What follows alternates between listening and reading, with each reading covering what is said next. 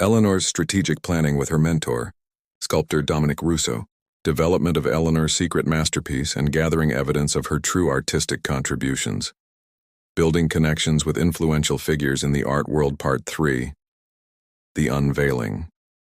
Eleanor's triumphant return to the art world at the annual Pinnacle Awards, public revelation of Marcus's deception and Eleanor's true artistic genius, Eleanor's powerful speech, and the crowd's stunned reaction. Now, let me begin writing part 1 of this new story. Part 1, The Gallery Betrayal. The champagne flowed like liquid gold under the crystal chandeliers of the Harrington Gallery. Eleanor Montgomery stood in the shadows, watching her husband Marcus bask in the spotlight. His tall frame moved confidently through the crowd, accepting congratulations for the exhibition that bore his name, Montgomery's Vision, while she remained invisible. "And how did you achieve such delicate balance in the centerpiece?" asked Victoria Lawson, the sharp-tongued critic whose reviews could make or break careers. Marcus smiled, swirling his champagne. "It's all about understanding the relationship between negative space and form. I spent months perfecting that technique." Eleanor's fingers tightened around her glass. Those were her words, her techniques, her vision. For 7 years she had been the hands and mind behind the Montgomery brand, while Marcus handled the business side, which had gradually evolved into taking full credit for her creations. "Eleanor," whispered Penelope Jenkins, an old friend from art school who had managed to recognize her, despite her deliberate positioning in the gallery's darkest corner. "Why are you hiding back here? These are your sculptures." Eleanor forced a smile. "Marcus presents better. You know how it is." Penelope's eyes narrowed. "No, I don't know how it is. This isn't right." The gallery hummed with admiration as Marcus guided a group of potential buyers to the exhibition's centerpiece, Emergence, a complex alabaster sculpture depicting a human form, emerging from rough stone, symbolizing the birth of consciousness. Eleanor had carved it during sleepless nights after her miscarriage, pouring her grief and hope into each chisel mark. Marcus had watched her work, offering occasional suggestions that she politely ignored, yet now he described the creative process as though his hands had shaped every curve. "The inspiration came to me during our trip to Greece," Marcus was saying. "Something about the ancient sculptures spoke to me about the universal human experience." They hadn't been to Greece. Eleanor had studied Greek sculpture through books and museum visits in Boston.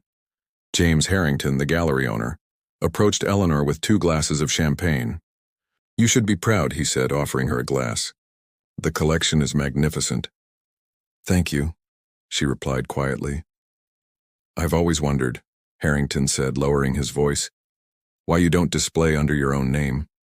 Your technical skill is extraordinary." Before Eleanor could respond, Marcus appeared, sliding his arm possessively around her waist. "Sharing my brilliant wife with the masses, James?" His tone was jovial, but his fingers dug into Eleanor's hip.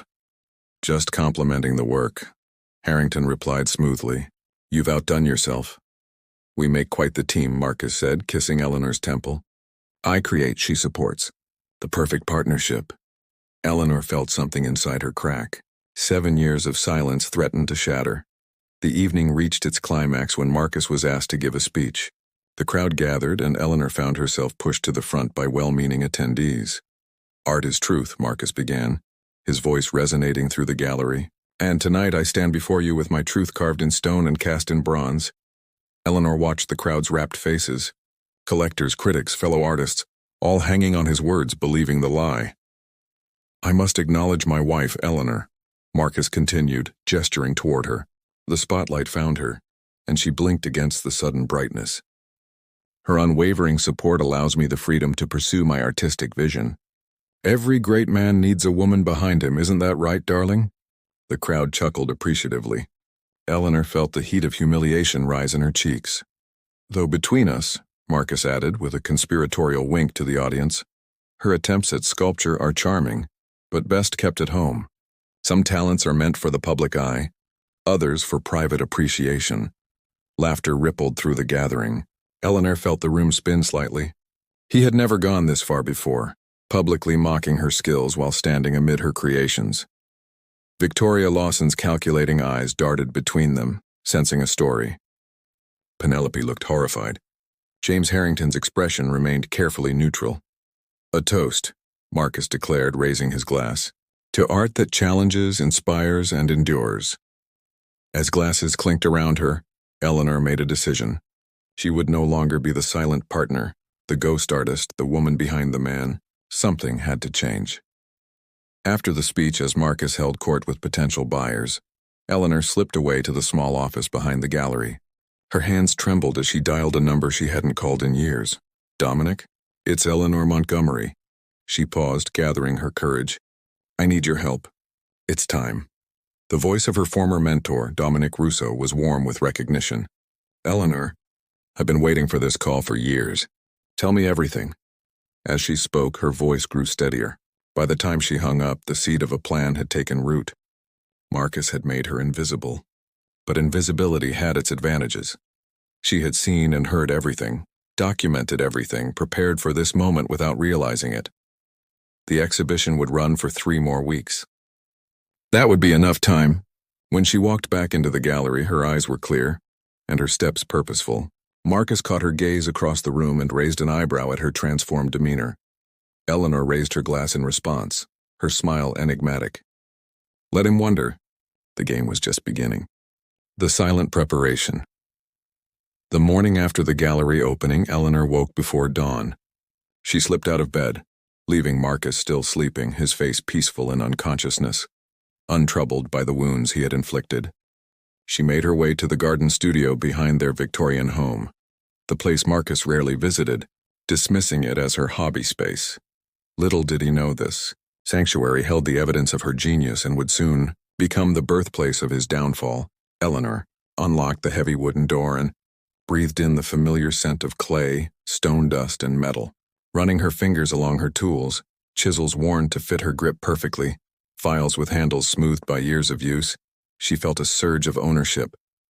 These were extensions of her hands, instruments of her vision. This ends now, she whispered to the half-finished pieces that surrounded her. Her phone buzzed with a message from Dominic Russo. Studio available. 9 a.m. Bring documentation. By the time Marcus awoke to find a note about errands, Eleanor was already crossing town with a portfolio of photographs, sketches, and work journals spanning 7 years. Dominic's studio occupied an old warehouse in the industrial district. When Eleanor entered, she found not only her former mentor but 3 other figures. Penelope Jenkins, looking determined, James Harrington, whose presence surprised her, and a sharp-featured woman she didn't recognize. Eleanor, this is Regina Walsh, art authentication specialist and consultant to the Westfield Museum, Dominic said. And you already know James and Penelope. I'm sorry for ambushing you, James said. But when Dominic called, I knew I had to be here. I've suspected for years, but without proof. Eleanor placed her portfolio on the table. I have proof. Every piece from concept to completion. For the next 2 hours, they pored over her documentation, meticulous journals detailing her creative process, photographs showing works in progress with her clearly visible, dated sketches of pieces that later appeared in Marcus's exhibitions. This is the most systematic art fraud I've seen in 20 years, Regina said finally, but proving it publicly will require more than documentation. What do you suggest? Eleanor asked. Regina leaned forward. Create something undeniable. Something so distinctly yours that when revealed alongside your evidence, no one could question your authorship. The Pinnacle Awards, James interjected. They're in 3 weeks. Marcus is receiving the Visionary Medal for his Your body of work. Perfect timing, Dominic said. But you'll need a masterpiece, Eleanor. Something beyond anything in the current exhibition. Eleanor closed her eyes, visualizing the piece that had been forming in her mind for years. Too personal, too revolutionary to share with Marcus. I know exactly what to create. The next 3 weeks passed in a blur of calculated deception and intense creation. To Marcus, Eleanor appeared the same supportive wife, accompanying him to pre-award interviews, standing silently as he rehearsed his acceptance speech in their living room. You seem different, he remarked one evening, studying her over dinner. I'm present, Eleanor smiled. The exhibition's success has inspired me. I'm happy for you, Marcus. His suspicion dissolved into satisfaction. It is exceptional, isn't it? I'm thinking about a new direction for the next collection, something more abstract, perhaps exploring fragmentation of form. Sounds fascinating, she replied, knowing she would never create another piece for him again. Meanwhile, her real life happened elsewhere. Each day while Marcus attended meetings with galleries and collectors, Eleanor worked feverishly in Dominic's study. For what? His tone was suspicious. Eleanor looked up, meeting his eyes directly. Tomorrow. You're acting strange, he said, frowning. Is this about my speech? I mentioned you prominently if that's what you're worried about. Eleanor continued cleaning her favorite chisel. I'm not worried, Marcus. Not anymore. He studied her for a long moment, then shrugged. Well, make sure you wear the blue dress tomorrow. It photographs well. As he walked away, Eleanor picked up her phone and sent a message to her allies. It's time. That night, as Marcus slept peacefully beside her, Eleanor remained awake, watching the shadows move across the ceiling. She thought about the woman she had been 7 years ago, talented but unsure, willing to believe Marcus when he said they were partners, that her anonymity was temporary, strategic. She thought about tomorrow, about standing in front of the art world's elite and reclaiming her voice. Terror and exhilaration battled within her chest. Eleanor turned to look at her sleeping husband. His handsome face relaxed in slumber. For a moment she remembered why she had fallen in love with him. His charisma, his appreciation for her art, his boundless ambition. I could have given you everything, she whispered. If only you had allowed me to exist. Dawn broke with the promise of reckoning. Eleanor dressed carefully in a sculptural white gown she had designed herself, not the blue dress Marcus preferred, and left the house before he woke, leaving only a note. I'll meet you at the ceremony. As her taxi pulled away, Eleanor glanced back at their beautiful home, filled with her uncredited work. Whatever happened today, she would never return to silence. The unveiling. The Pinnacle Awards ceremony transformed the Grand Meridian Hotel's ballroom into a temple of artistic celebration. Blue lighting bathed the space in ethereal glow, illuminating ice sculptures and floral arrangements that complemented the elegant crowd dressed in their finest. Eleanor entered alone through a side door as planned. From her position at the periphery, she watched Marcus work the room, shaking hands, accepting preliminary congratulations, his confidence absolute. He hadn't noticed her arrival yet, and she intended to keep it that way until the moment was right. Victoria Lawson, the feared critic, stood near the champagne fountain, observing the crowd with predatory attention. When her eyes landed on Eleanor, a flicker of recognition passed between them. Victoria inclined her head slightly. Regina's conversation with her had clearly been productive. Everything is in place, James Harrington murmured, appearing beside Eleanor. The exhibition room is secured. Dominic has positioned Revelation, and the documentation is being distributed discreetly to select journalists and critics. And Marcus? Eleanor asked, her voice steadier than she felt. Completely unaware. He's been rehearsing his acceptance speech with the event coordinator. Eleanor nodded. Thank you, James, for everything. Don't thank me yet, he replied. The hard part is still to come. The ceremony began with the usual formalities, welcome speeches and minor awards. Eleanor remained in the shadows, watching Marcus at the front table, checking his watch occasionally, no doubt wondering where his wife was. Finally, the moment arrived. Trent Blackwood, the Pinnacle Foundation's director, took the stage. It is my honor to present our most prestigious recognition, the Visionary Medal, to an artist who has redefined contemporary sculpture. Please welcome Marcus Montgomery. The applause was thunderous. Marcus rose, straightening his bespoke jacket, his smile radiant with the certainty of his deserved recognition. As he took the stage and accepted the gleaming medal, Eleanor moved toward the front of the room, each step deliberate. Art is truth, Marcus began, echoing his gallery speech. And tonight, is truth art then, Marcus? Eleanor's clear voice cut through the room. The crowd parted as she walked forward, her white gown glowing under the lights. A confused murmur rippled through the audience. Marcus froze mid-sentence, his expression cycling rapidly from confusion to anger. Eleanor, he said into the microphone, his voice tightly controlled. This is hardly the time for you. It's exactly the time, she interrupted, reaching the edge of the stage. 7 years of silence is enough. The room had gone completely still. Victoria Lawson was scribbling furiously in her notebook. Phones were raised, recording the unexpected confrontation. Ladies and gentlemen, Eleanor continued, her voice growing stronger. The man you honor tonight has never created a single piece in the Montgomery collection. Gasps and whispers erupted. Marcus's face hardened. Eleanor is upset, he said smoothly. She's always been sensitive about living in the shadow of... The shadow? Eleanor laughed, the sound lacking humor.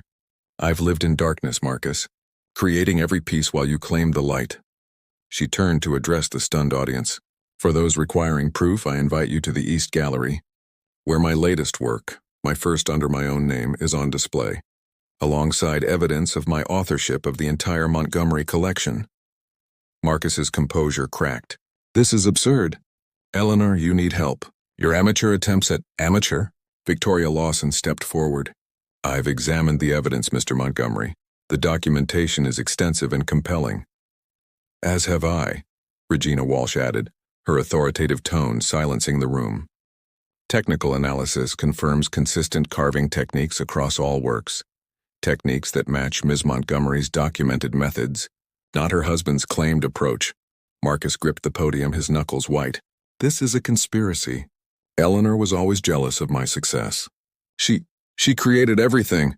Dominic Russo's voice boomed from the back. I trained her. I watched her develop the distinctive style you've claimed as your own. The crowd began moving toward the East Gallery, drawn by curiosity and the scent of scandal. Marcus remained frozen on stage, the medal hanging uselessly from his neck. You can keep the medal, Marcus, Eleanor said quietly. But not my work, not my voice, not anymore. In the East Gallery, Revelation stood illuminated in the center, its blue alabaster seeming to glow from within. Around the walls hung photographs, journal entries, and technical analyses, a comprehensive history of Eleanor's uncredited career. As the crowd filled the space, their reactions transformed from shock to awe, particularly before Revelation. The sculpture's raw power and technical mastery spoke volumes. It was clearly the work of the same hand that created the Montgomery collection, yet it transcended those pieces with its emotional authenticity. Victoria Lawson circled the sculpture, her critical eye missing nothing. Extraordinary, she murmured loud enough for those nearby to hear. The Montgomery style stripped of its commercial restraint. This is what happens when true talent is unleashed. Marcus pushed through the crowd, his face contorted with rage and panic. When he saw Revelation, he stopped short, the blood draining from his face. You couldn't have created this, he said, his voice low and dangerous. You're nothing without me. I made you. I gave your little hobby meaning. Eleanor stood her ground, surrounded now by supporters. No, Marcus. I made you. Every accolade, every sale, every review praising your genius, that was my work. My talent, my vision. No one will believe you, he hissed. You're trying to destroy everything we've built. Everything I've built, she corrected. And they already believe me. Look around. Marcus turned to see the crowd's expressions, the dawning recognition, the reassessment, the judgment. Critics who had praised him were examining the evidence with growing certainty. Collectors who had purchased his works were clustered around James Harrington, concern evident in their animated conversations. This is why you've been acting different, Marcus realized. You've been planning this public execution. I prefer to call it a rebirth, Eleanor replied. The foundation director approached, his expression grave. Mr. Montgomery, given these revelations, the committee will need to reconsider today's award.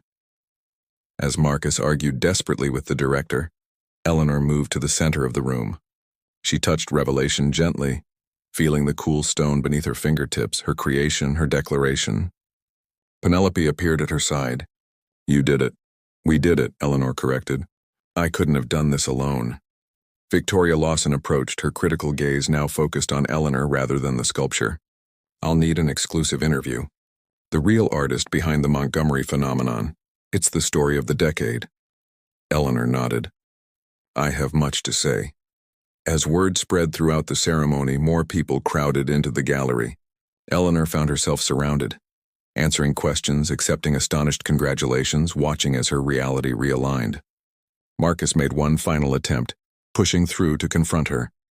You'll regret this, he said, his voice barely controlled. No one humiliates me publicly and succeeds in this world. Eleanor met his gaze steadily. I'm not the one humiliated here, Marcus. I'm simply the one who stopped pretending. As security escorted a protesting Marcus from the gallery, Eleanor turned back to revelation, the woman emerging from her false exterior, powerful and undeniable. Ms. Montgomery, a young art student asked, her eyes wide with admiration, how does it feel to finally receive recognition for your work? Eleanor considered the question, looking around at the transformed space, no longer Marcus's world but her own. It feels, she said finally, like stepping into the light. Like the reconstruction, 6 months after the Pinnacle Awards revelation, Eleanor sat in her new studio overlooking the Hudson River. Morning light streamed through the industrial windows, illuminating works in various stages of completion. The space hummed with creative energy. Her assistants worked quietly in the background, a stark contrast to the chaos that had followed her public stand against Marcus. The art world rarely saw scandals of such magnitude. The aftermath had been a tempest of legal battles, media frenzy, and painful reckonings. Eleanor traced her fingers along the edge of the New York Times article framed on her wall. Montgomery deception exposes art world's blind eye to female genius. Ms. Montgomery? Her assistant Julian appeared in the doorway. Ms. Lawson is here for your interview. Eleanor nodded, smoothing down her paint-splattered smock. She no longer dressed to fade into the background. Send her in. Victoria Lawson entered with her characteristic purposeful stride. 6 months hadn't softened her critical gaze, but something had shifted in her demeanor toward Eleanor. Respect had replaced skepticism. The new collection is remarkable, Victoria said, dispensing with greetings as she surveyed the studio. Even more assured than revelation. Freedom does wonders for creativity, Eleanor replied, gesturing to a chair near her workbench. Victoria sat, placing her recorder between them. 6 months since art's scandal of the decade. Are you ready to discuss what happened after the curtain fell? Eleanor's mind flashed to those turbulent weeks, Marcus's desperate counterattacks, the emergency board meeting at Thorne Galleries, the collectors demanding authentication of their purchases. It wasn't pretty, she admitted. Marcus tried everything, claimed I was mentally unstable, that I'd manipulated the evidence, even that we had an arrangement where I assisted while he provided the true creative direction. Yet he failed spectacularly, Victoria noted, checking her notes. The authentication report was irrefutable. And then came the testimony from your former studio assistants.